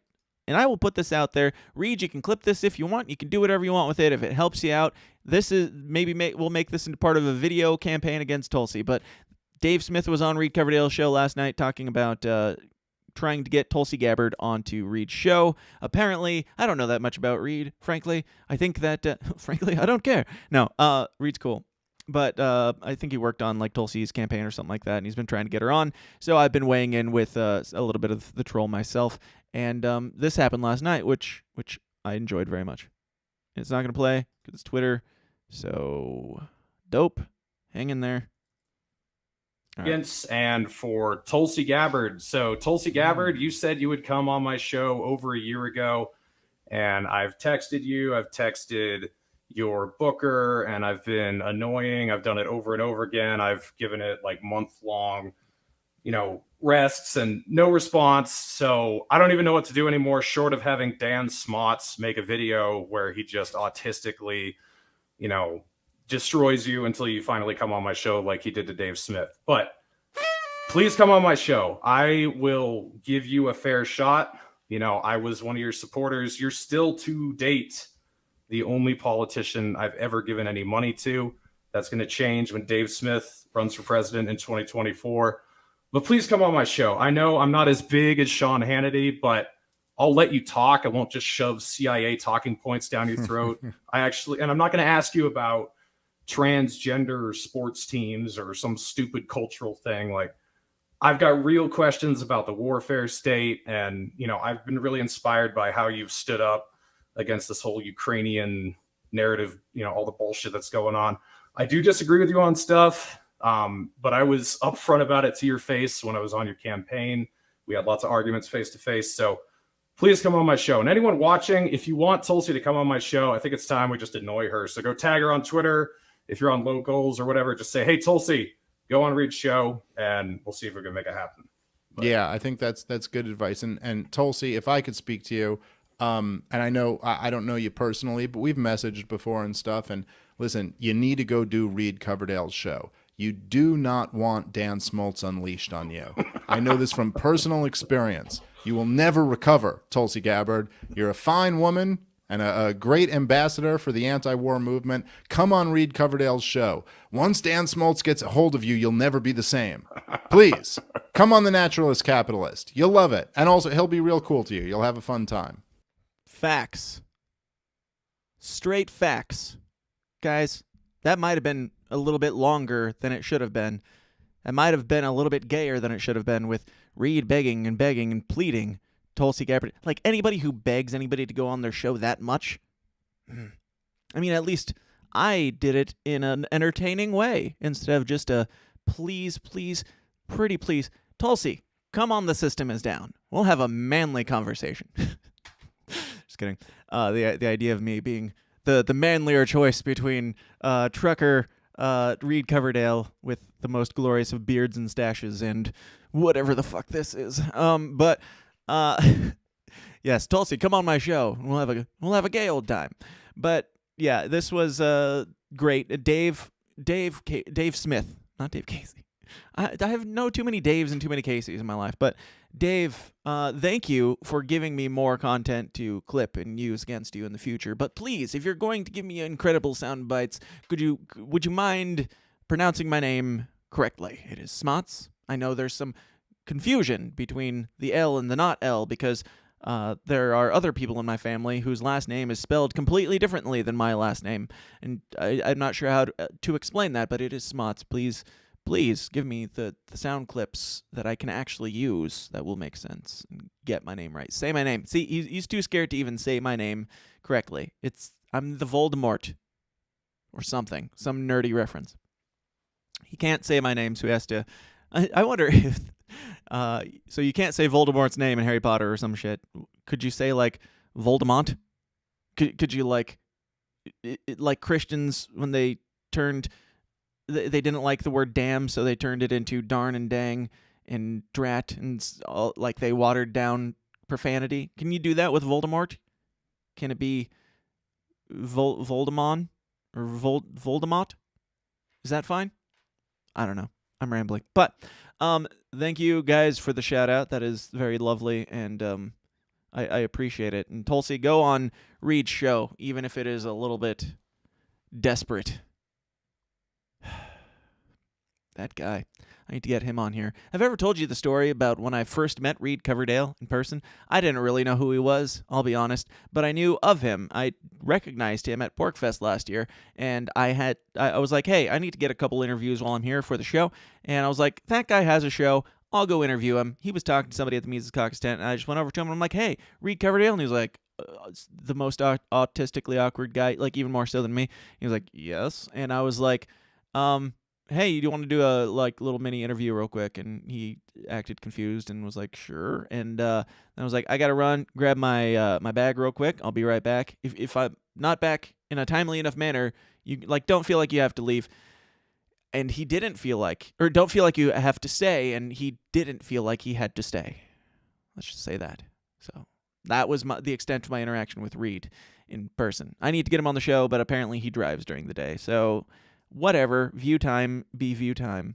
Did you guys hear about Sean King? We're getting back to Twitter now. We're getting back to the actual Twitter, the Elon Musk stuff. We've got some more things to cover there. Sean King, alleged black man, very alleged. He left Twitter in a huff. He didn't just leave. Sean King deletes Twitter after calling Musk takeover white power. So that happened. And then the next day or two, I think, Sean King returns to Twitter with a clap back at Donald Trump Jr. So, all these people are acting like, Donald Trump just won the election because Elon Musk bought Twitter. It's the same thing. I posted, if Elon Musk buys Twitter, I'm moving to Canadian Twitter, because that's how these people are acting. I'm going to leave. I'm going to go to this, or this platform's dead to me. Great. Go. I don't care. I didn't care that you were here. Nobody cared that you were here, bro. Sean King left in the same outrage that a lot are experiencing, and then promptly returned because he couldn't handle it. They don't know how to quit it. It's kind of a beautiful thing, because he returned and he said it boldly and bravely, "I'm still here, motherfuckers." He sure showed them. He sure showed them. Anyway, that's about as much as I care about Sean King. So, moving on. Elon Musk posted. We're just going to get into some random posts from Elon Musk now. Next, I'm buying Coca-Cola to put the cocaine back in. I approve this message. I approve this message. And I think, obviously, he's joking. I don't think that he's going to... I said he should go and buy MySpace, or he should go and buy, I don't know, Netflix or something. Buy everything, please. Just buy it and then shut it down. I don't care if you turn Twitter into something better. I would be upset a little bit. I wouldn't be happy about it necessarily. But there's also a very large part of me that would be like, yeah, this is probably better for the evolution of mankind and the future of humanity that this goes away. Because most people don't seem to enjoy it quite as much as I do. They use it like it's a drug for them, but they don't seem like they're enjoying themselves, which makes it seem even more like a drug and an addiction, which it is. He says, Elon Musk says, I hope that even my worst critics remain on Twitter, because that is what free speech means. That is correct. And I would agree. And it seems like there's a lot of parallels between the Twitter takeover and the Libertarian Party takeover. Have you noticed? Where the people who are taking over keep saying, we don't want you to leave, we just want you to stop being fucking awful. It's kind of like Elon Musk's thing. Just chill out, guys. Just chill out and talk to each other. That's why I'm buying it. Stop. This is not a hostile takeover. Well, it is, as it goes for the powers that be, who owned Twitter. But yeah, It's kind of beautiful watching these happen at the same time, and that's also why I put the connections together of Michael Malice, Angela McArdle, and Elon Musk. Like, all this stuff just happening all in succession. Like, if Angela does that, which she fucking better. If she does that, then like, could the timing be more perfect? Simulation Steve is like, we're going to zero in, like, we're going to probably shut this whole thing down because the stars aligned just right to where the third largest party in the country has their Twitter run by chaos candidate Michael Malice, who speaks truth for the most part, that I agree with almost everything with him on. Yeah, he gets control of that as Elon Musk gets control of Twitter. And Elon Musk and Michael Malice seem to have been kind of schmoozing around lately. So, who knows, guys? But this could be like, I don't want to get, I'm cautiously optimistic. I don't want to get carried away or anything, but this certainly has the potential to be like catastrophic here. Just think of the possibilities. That's all I ask. Just think of the possibilities. Anyway. Elon Musk says, for Twitter to deserve public trust, it must go away. It must be politically neutral, which effectively means upsetting the far right and the far left equally. I don't think that's what neutral means, though. Like, define far left and define far right. Because the far left seems to define me as the far right. A guy who doesn't like Republicans or Donald Trump. A guy who doesn't want Donald Trump to be president or DeSantis to be president. Or Joe Biden or Kamala Harris. That's far right now.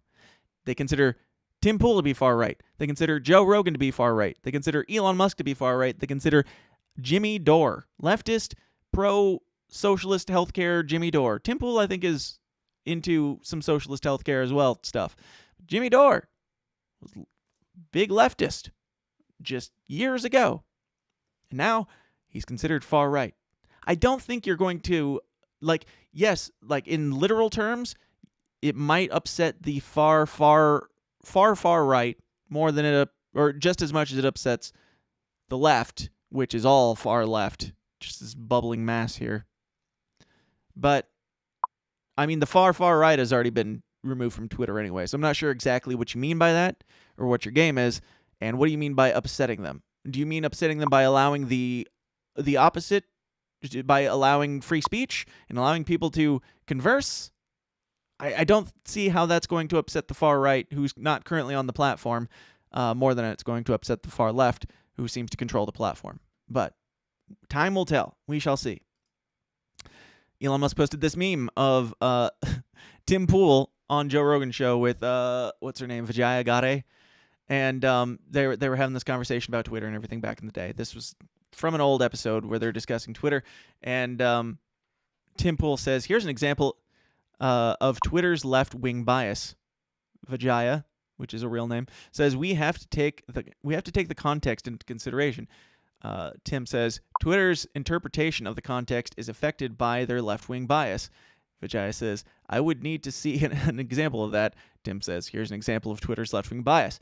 So, the round and round and round, this was shared by Elon Musk, the current owner of Twitter, which I think, I mean, that gives me optimism, because he at least sees this. There's some things that I think he's not really realizing is going on, but he's at least seeing a little bit of the breakdown here, so I can respect that.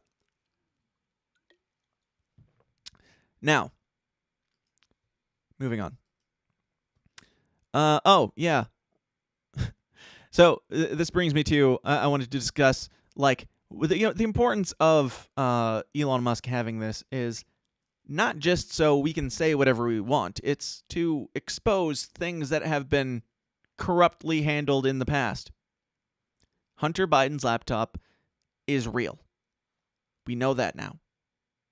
Some of us knew or highly, highly suspected or knew that it was real back when it happened, back when it was censored. You could not talk about it on Twitter without getting your account removed.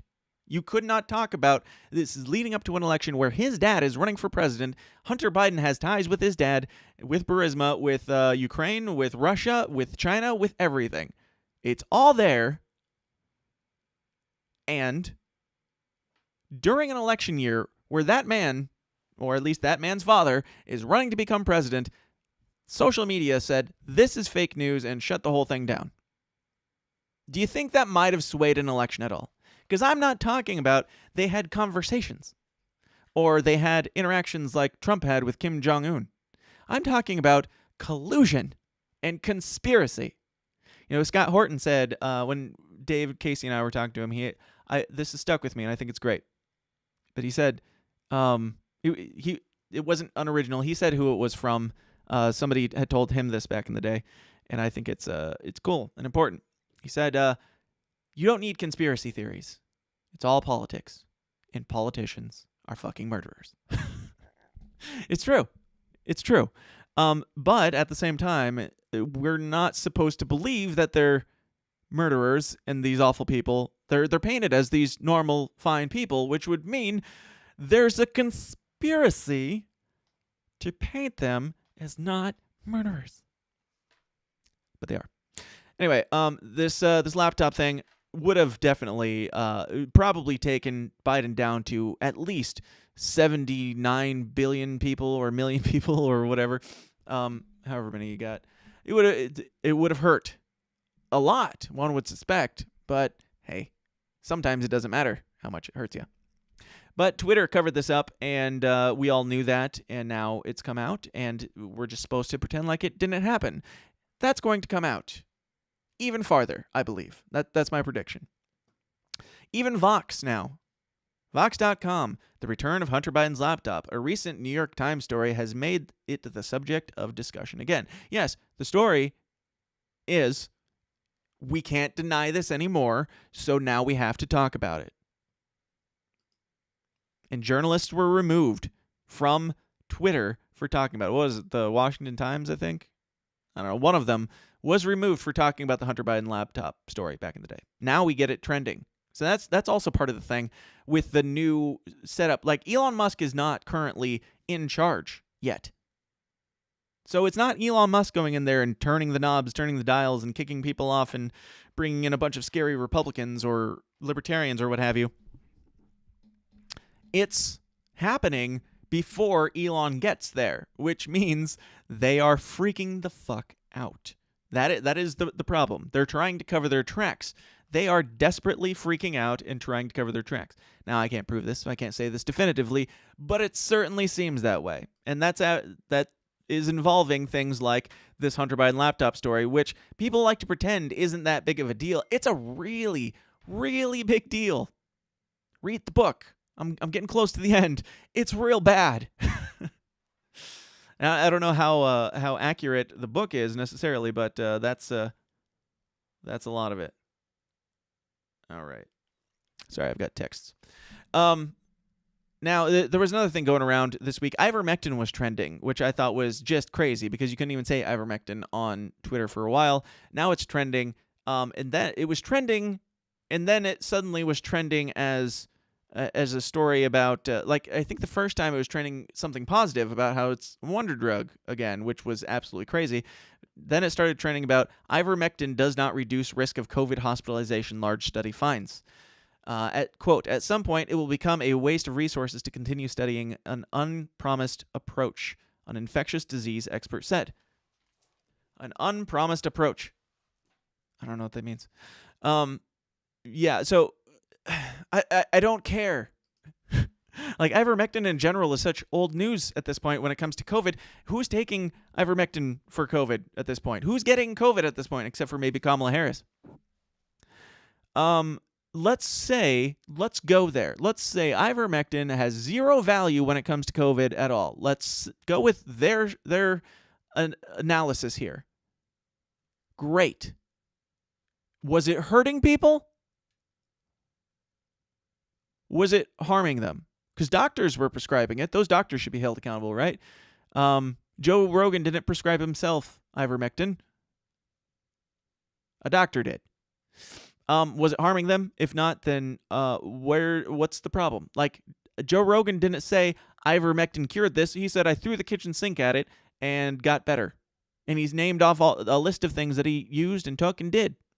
And that's what he recommended to others. It wasn't ivermectin is the wonder drug, like it was called so many years prior. And if you recall, a couple of weeks ago, apparently the story has shifted to ivermectin now could, or maybe this was just last week, ivermectin, the update at that point was it might cure cancer.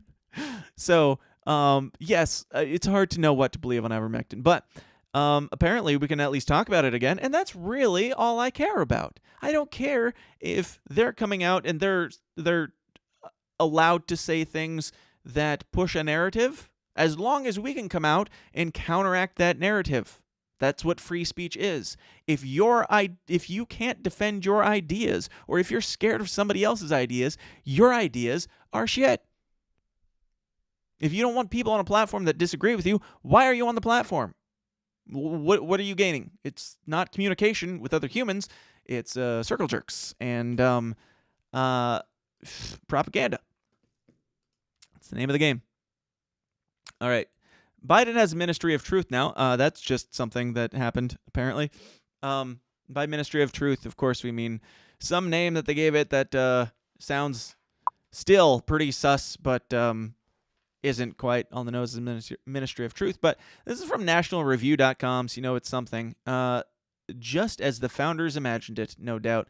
Earlier this week, Department of Homeland Security Secretary Mayorkas told Congress that his agency is creating a disinformation governance board to combat misinformation coming from Russia as we near this year's midterm elections. Just in time for the midterm elections, guys.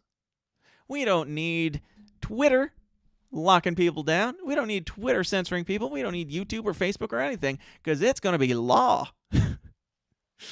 You're not allowed to lie no more.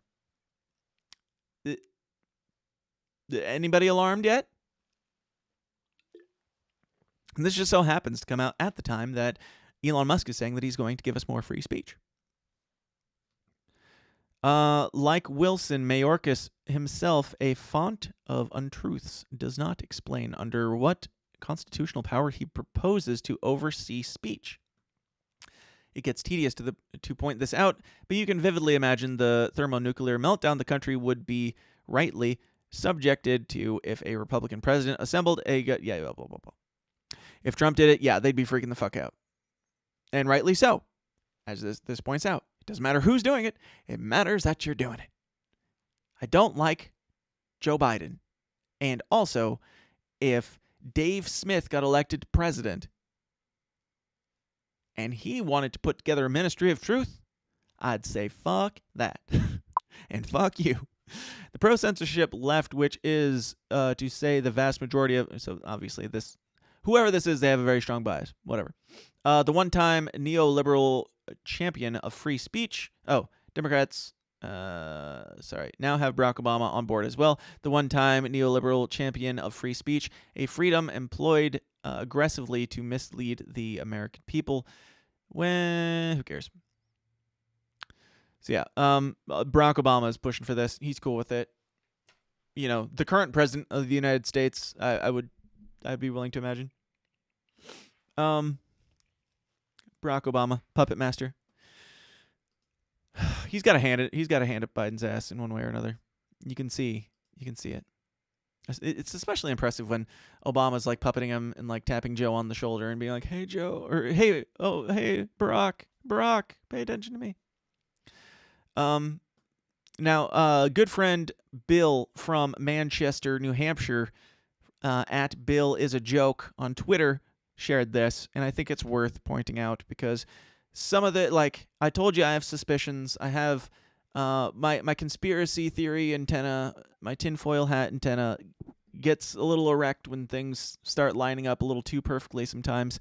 And Bill posted this, and I think it's at the very least worth a mention, worth keeping an eye on. He says a story in 4 parts. This is from Elon Musk. The extreme antibody reaction from those who fear free speech says it all, which I think is a great post. Yes. And then we have Mayorkas testifies DHS is creating disinformation governance board. Yep. The news comes 2 days after Tesla CEO Elon Musk secured a $44 billion deal to buy Twitter. That's from Fox News. Then we have the U.S. Department of State launch of the Declaration of the Future of the Internet. Media note, office of the spokesperson. And then we have Elon Musk saying, and this is the worst part of all for me, by, quote, free speech, I simply mean that which matches the law. I am against censorship that goes far beyond the law. If people want less free speech, they will ask government to pass laws to that effect. Therefore, going beyond the law is contrary to the will of the people. Now, I don't want to be a downer or nothing, but this is not the boldest message that I was hoping for, or the bold messaging I was hoping for out of this guy. You just bought Twitter, dude. Tell them free speech or die. It's in the Constitution and all that, if that means anything to you, and it's a right that we have, and it doesn't come from you, and it doesn't come from the government. So this is not a good sign, because his free speech is within the bounds of the law. And I understand that there are things that things that are illegal to say currently.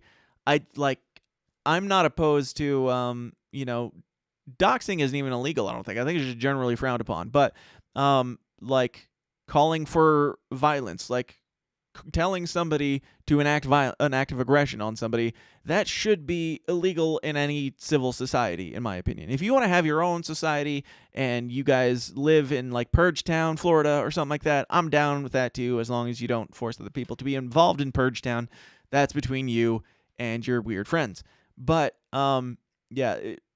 confining it to the law, or just the fact that you're leading with that, is not a good sign.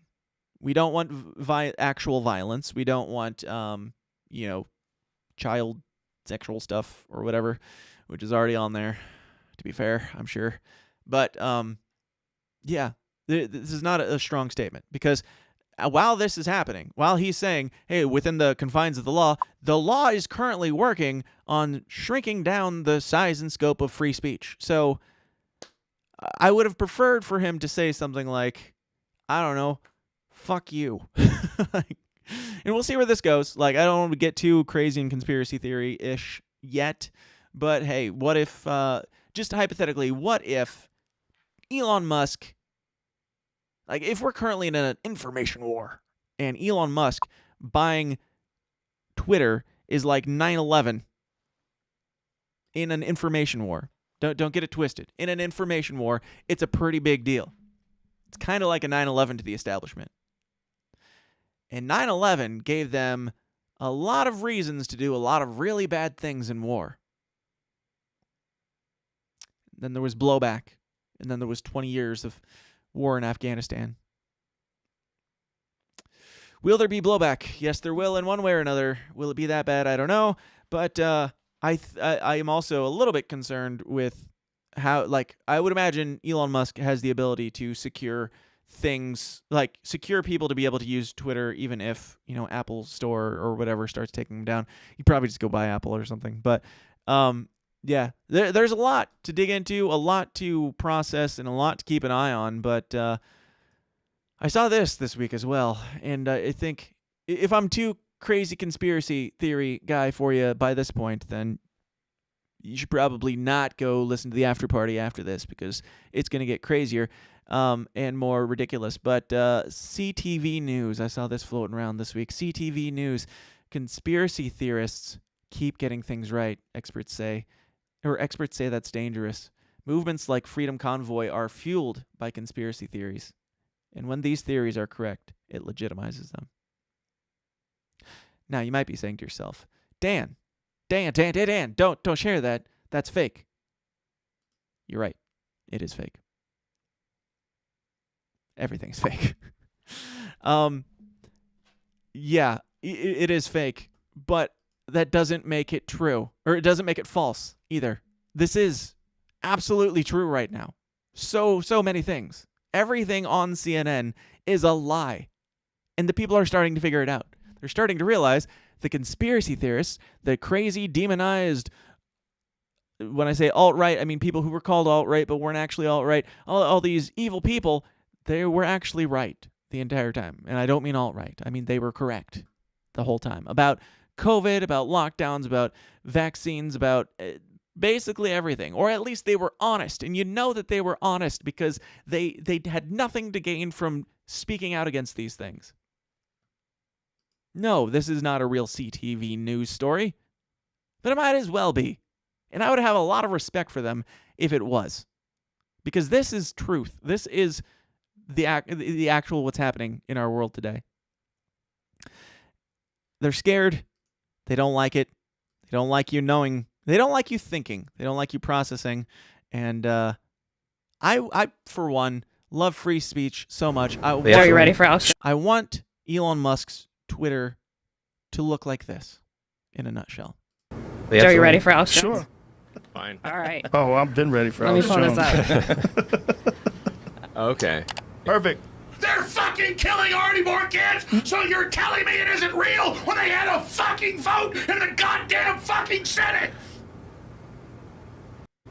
Are you ready for Alex? Sure. All right. Whoever made that, who was that? I don't know if he made it, but Damon Imani, well done, sir. That is the future that this country deserves, wants, needs. I'm not sure which one. All of them together. But what do you guys think? Let me know. Do you have any concern about Elon? Do you have any concern about the scariness of free speech and people being able to say whatever they think and then have other people say whatever they think to shut them down? If somebody is like going on Twitter and they're making an ass of themselves, troll the hell out of them, make them look like an idiot, like Mr. Peanut.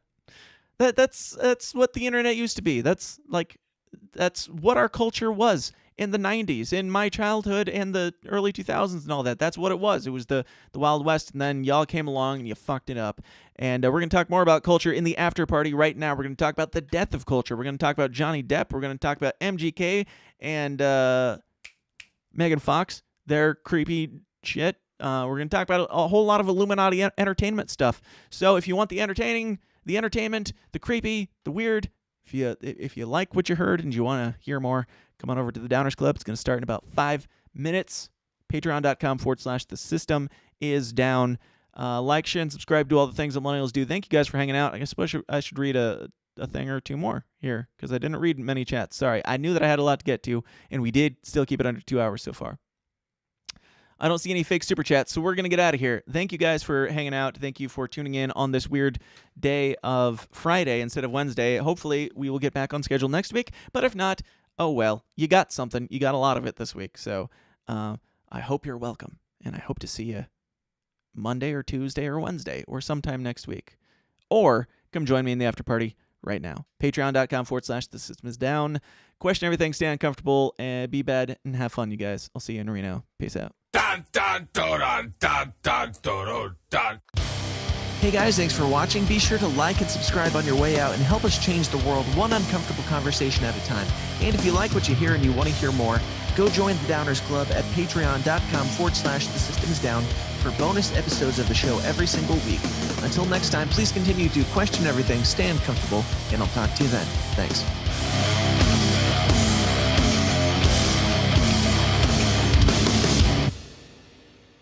This has been a Goulash Media production. goulashmedia.net. This concludes our broadcast day. Click.